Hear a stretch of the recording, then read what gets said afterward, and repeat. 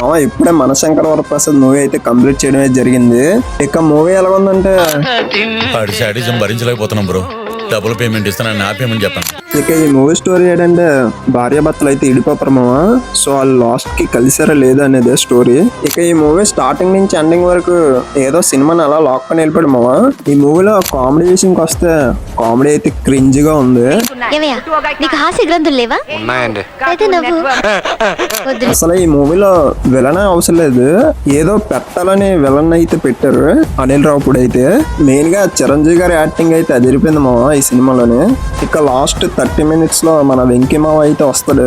అక్కడి నుంచి మూవీ అయితే కొద్దిగా పర్లేదని అనిపిస్తుంది. ఇక సాంగ్స్ ఎలా ఉన్నాయంటే ఈ మూవీలోని సాంగ్స్ అయితే బాగున్నాయి మామ.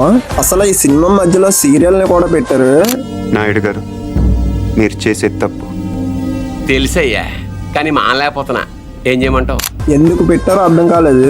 అసలు ఈ సినిమా సీరియల్ లో ఉంది, మధ్యలో సీరియల్స్ ఒకటే. సో ఇది మా మూవీ రివ్యూ. ఈ రివ్యూ నచ్చినట్టయితే ఈ వీడియోకి ఒక లైక్ చేసుకోండి. మరి ఈ మూవీ మీరు చూసుంటే మీకు ఎలా అనిపించిందో కామెంట్ చేసండి.